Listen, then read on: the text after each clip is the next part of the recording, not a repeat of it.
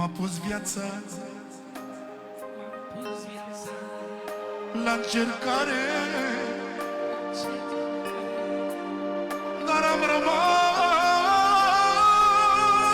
tot în picioare. Dar n-aveam inimă tare, mă duceam tămul la vale.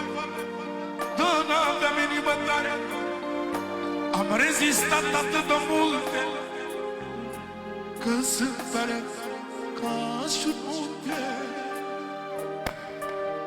Și de dragul la copii am suportat și dușmanii. Poate i-am respectat mai mult și poate mai mult i-am iubit, dar a Dumnezeu m-a simțit și sunt din nou cine sunt. Când vrea cu tine stăpânul, te lasă numărul